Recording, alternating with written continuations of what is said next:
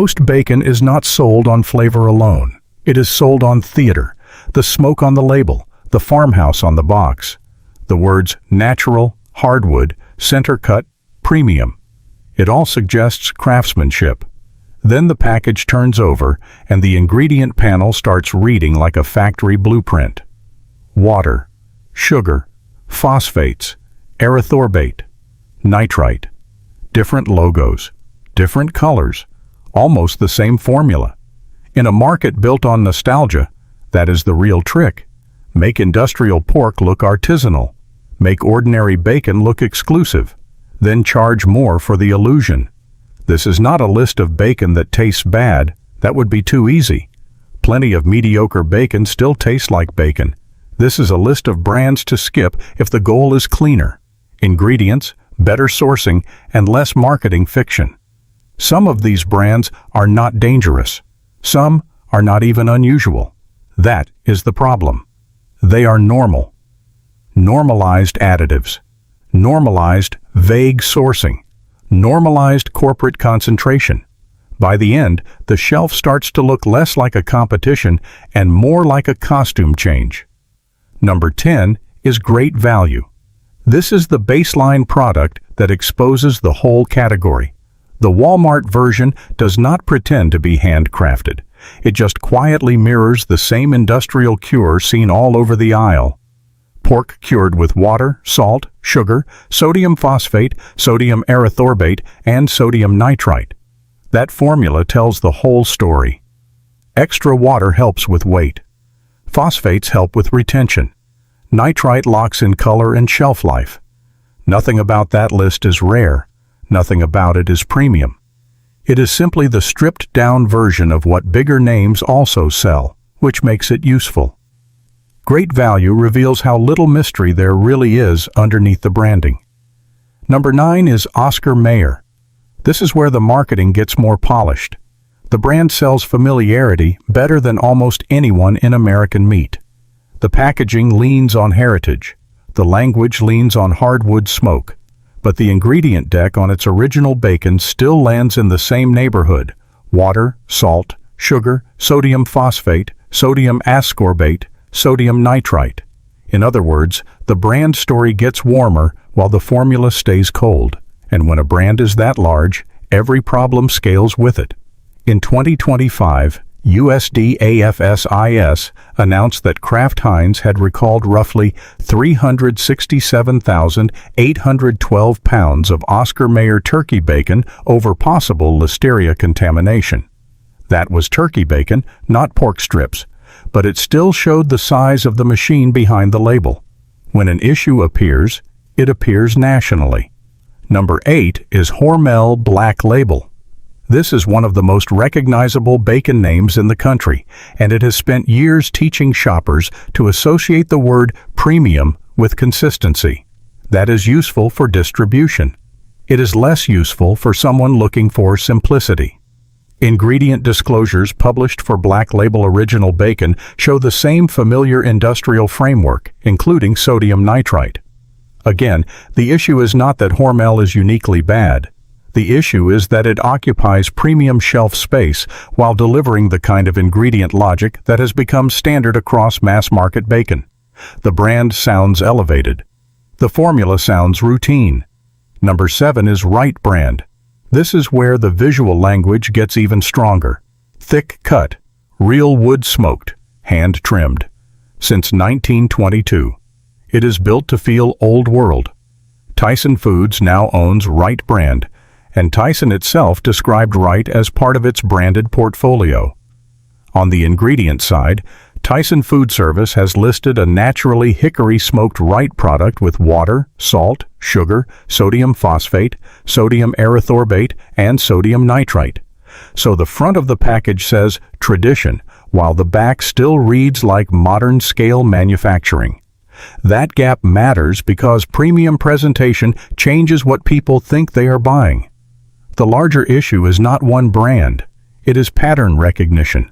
Once 4 different packages and 4 different price tiers start repeating the same chemistry, the shelf stops being a true range of options. It becomes a lesson in positioning. Budget bacon says almost nothing and hopes nobody looks. Mid-tier bacon talks about wood smoke. Premium bacon talks about craftsmanship. But the ingredient panels keep rhyming. That is the first red flag in this industry. Not one terrible product. An entire category trained to look more different than it really is. And that is only the light version of the problem. Ingredients are where the story starts because ingredients are easy to print. The deeper problems are harder to see. Corporate ownership is harder to see. Supply chain concentration is harder to see. Legal baggage is harder to see. By the middle of this list, the packages stop looking like separate rivals and start looking like branches of the same system. That is where the bacon aisle gets interesting. There is also a reason bacon is such an easy product to dress up. Most people do not buy it analytically. They buy it emotionally. Bacon is weekend food, restaurant food, comfort food. It gets judged by aroma first and by sourcing later, if sourcing gets checked at all. That lets very large companies keep selling the same basic structure under different personalities. One label sounds rugged, another sounds wholesome, another sounds old-fashioned. The ingredient deck remains nearly unmoved. Once that pattern becomes visible, it is difficult to unsee. The shopper is not really comparing 10 philosophies of bacon. The shopper is often comparing 10 advertising moods wrapped around a handful of industrial decisions made years ago. And that is why the lower end of the list matters. It establishes the control sample. If the cheap pack and the heritage pack keep circling the same cure ingredients, the premium upcharge starts looking less like better bacon and more like better costume design. That is why the cheapest pack can be useful. It strips away the script and shows the skeleton underneath. Once the skeleton is visible, the expensive versions stop looking special. They start looking like marketing departments competing over the same industrial blueprint. Number 6 is Bar S. This is not a luxury brand. It sells on price, volume, and familiarity. In one sense, that honesty almost helps it. Bar S does not drape itself in quite as much premium theater as the brands above it. But the formula still lands in the same zone. Ingredient disclosures for Bar S: naturally hardwood, smoked bacon. List water, salt, sugar, smoke flavor, sodium phosphates, sodium erythorbate, and sodium nitrite. Smoke flavor is the phrase that matters there. Not wood smoked. Smoke flavor. That is the difference between suggesting process and listing an input. Bar S is owned by Sigma, and the company says so openly. At least the branding is straightforward about the corporate side. The bacon itself is still a reminder that cheap bacon usually saves money by leaning even harder into industrial shortcuts. Number 5 is Smithfield. This is where the conversation stops being only about additives and starts being about scale. Smithfield's own product pages for its hickory smoked bacon list the standard cure: water, salt, sugar, sodium phosphates, sodium erythorbate, sodium nitrite. Nothing surprising there. The bigger issue is what follows a company when it becomes this large. In 2022, USDAFSIS announced that Smithfield packaged meats recalled about 185,610 pounds of ready-to-eat bacon topping products because of possible metal contamination. Then there is the legal side. Reuters reported that a federal judge approved a $75 million settlement between Smithfield and consumers who accused pork producers of conspiring to restrict supply and inflate prices. That settlement did not mean the bacon in one packet was uniquely worse than another. It did mean the company's name was attached to one more controversy beyond the skillet. Number 4 is Farmland. At first glance, Farmland feels like a different kind of bacon. The name sounds regional. The presentation sounds traditional. But Farmland sits inside the Smithfield orbit, and its classic cut bacon lists the same cure ingredients already seen again and again: water, salt, sugar, sodium phosphates, sodium erythorbate, sodium nitrite. That is where branding becomes camouflage. A shopper sees a different package and imagines a different chain of decisions behind it. In practice, the logic is nearly identical. One company can cover the shelf in multiple identities, each one tailored to a different mood. One pack feels home style, another feels budget, another feels premium. The formula barely moves. Number 3 is Gwaltney. This is another brand that proves how much of the aisle is theater. Gwaltney markets affordability and family tradition. Its bacon lineup is framed as everyday value, but ingredient listings for Gwaltney hardwood smoked bacon again show water, salt, sugar, sodium phosphates, sodium erythorbate, and sodium nitrite. Even when the label changes the emotional tone, the cure stays almost frozen in place. This is where the shelf illusion becomes obvious. A consumer can stand in front of several brands, compare colors and logos, and still walk away choosing between variations of the same industrial script. Number 2 is John Morrell. The brand language here leans heavily on authentic hardwood smoke and old-school reliability. But product listings for John Morrell hardwood smoked bacon again show water, salt, sugar, sodium phosphates, sodium erythorbate, and sodium nitrite. John Morrell also sits in the Smithfield brand family, which matters because it turns apparent choice into managed variety. This is the hidden architecture of the aisle. Competition is sometimes real. Sometimes it is one giant system selling consumers several versions of the same answer. That is one of the most important things to understand before buying any bacon. The package is often trying to sell identity, not just meat. One product is framed for bargain shoppers. One is framed for people who want a classic American breakfast brand. One is framed for people who want something that sounds butcher-made. One is framed for people who think thick cut automatically means better. If the ingredient list keeps landing on the same preservatives, the same water-added cure, and the same stabilizers, the story on the front begins to matter a lot less. This is also where the bacon aisle starts to resemble other processed food categories. Shelf space creates the illusion of diversity. Corporate ownership compresses that diversity behind the scenes. The result is psychological, not just culinary. Consumers feel like they are making a refined choice. In reality, they are often choosing which story they prefer hearing while buying nearly the same product. That does not mean every one of these brands tastes identical. Thickness changes, smoke intensity changes, sugar levels change, texture changes. But once the discussion shifts from taste to quality standards, sourcing transparency, and minimal processing, the field narrows fast. A different flavor profile is not the same as a different production philosophy. That is the distinction most labels do not want to make too obvious. By this point, the list has exposed the first half of the industry game. Big brands use familiar cure formulas. Parent companies spread risk across multiple labels. Packaging supplies the illusion of difference. But one product still deserves the top spot because it sells something even more powerful than taste or tradition. It sells reassurance. It sells the feeling of making the healthier choice. And that is where the most effective kind of marketing begins. That is why this part of the ranking matters more than taste tests ever do. A taste test can tell a shopper which strip is saltier, sweeter, or smokier. It cannot show how narrow the real production logic has become. Once several brands share the same cure strategy and the same parent company incentives, the argument shifts. The question stops being which bacon wins breakfast. The question becomes which brands are merely repainting the same machine. That hidden sameness changes how the entire aisle should be read. Price alone stops being a reliable signal. Familiarity stops being a reliable signal.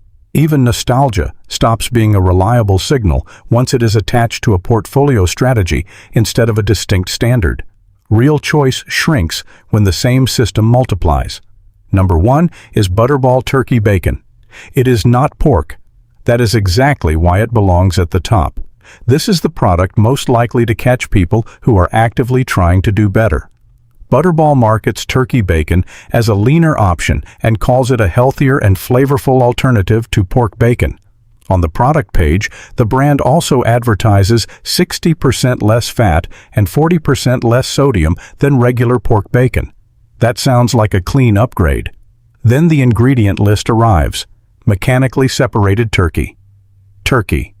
Water. Salt. Sugar. Canola oil. Sunflower oil. Natural flavor. Sodium phosphate. Potassium acetate. Acetic acid.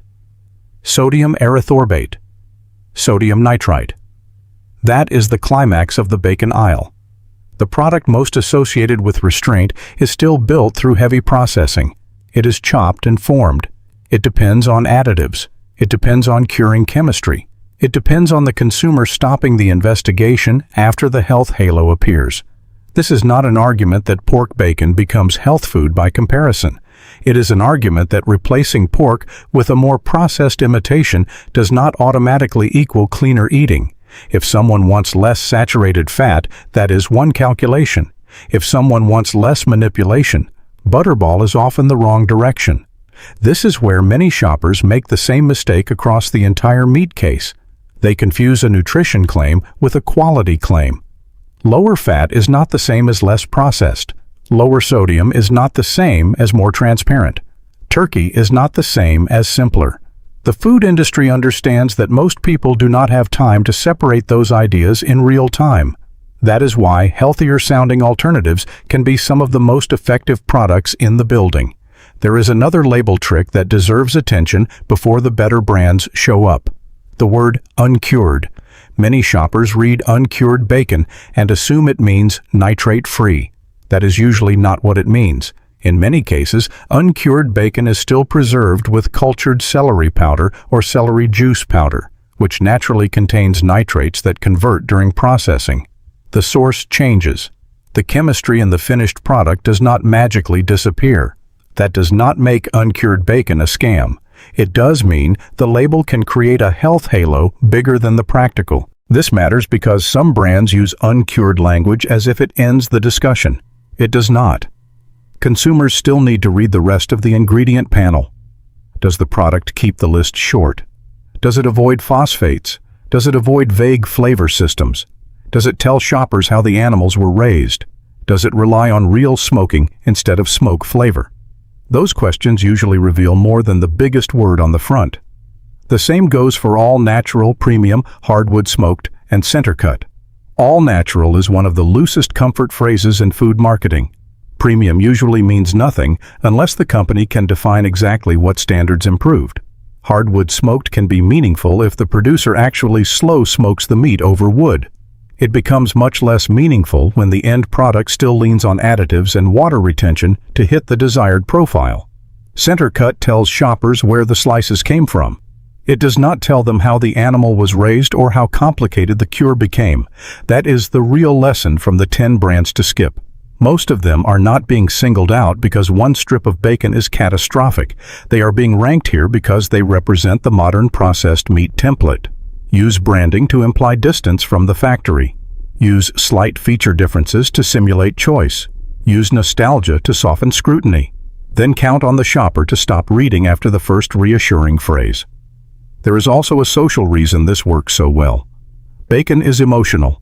It is tied to breakfasts, diners, weekends, holidays, late-night food, and childhood memory. People rarely approach bacon with the same caution they bring to supplements or baby food. That emotional softness gives brands room to hide in plain sight. The more comforting the product feels, the less likely people are to inspect it like a system. But there are better options. Not perfect options. Better ones.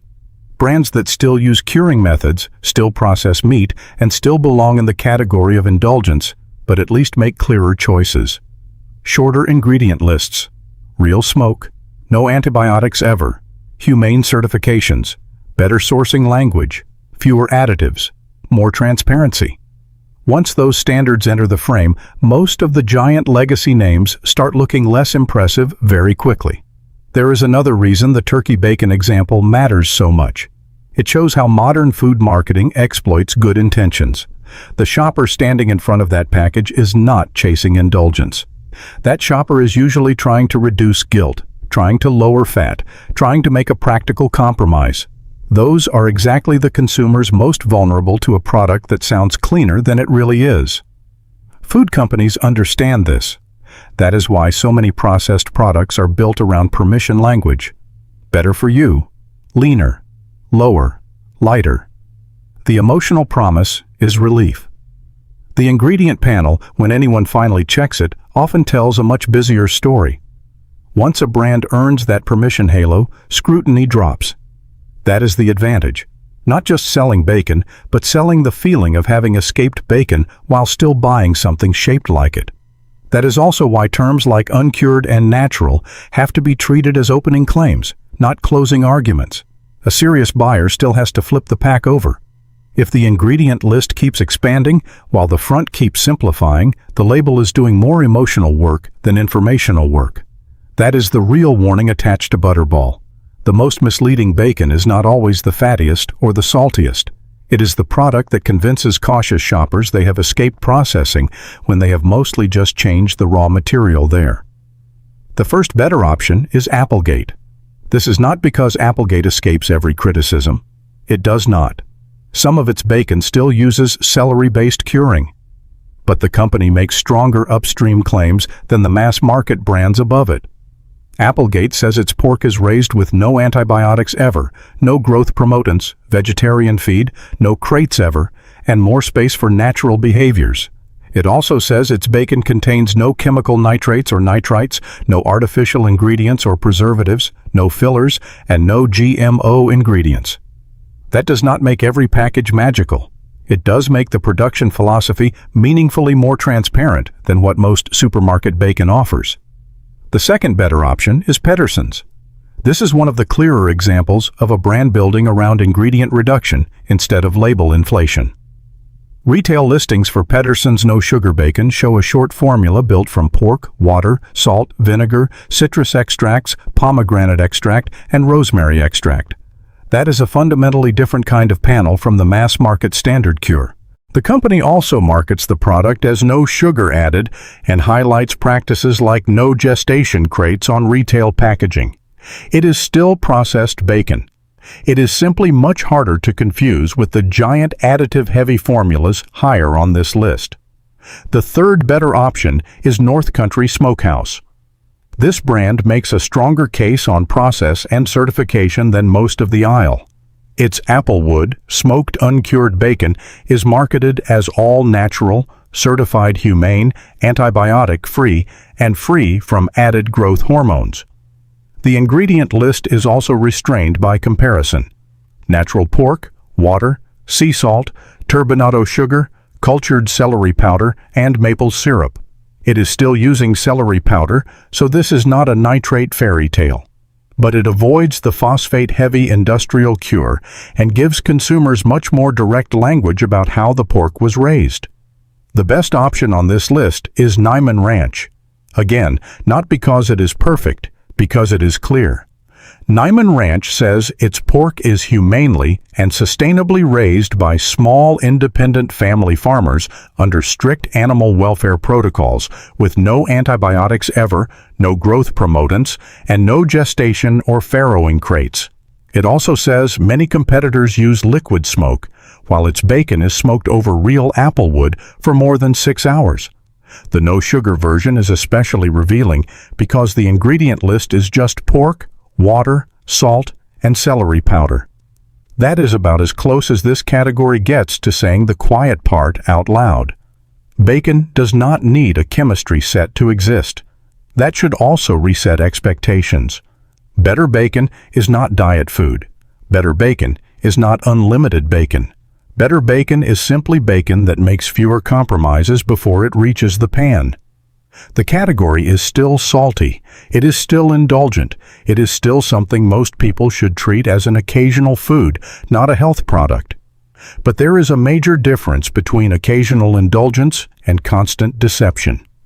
So the real divide is not cheap versus expensive.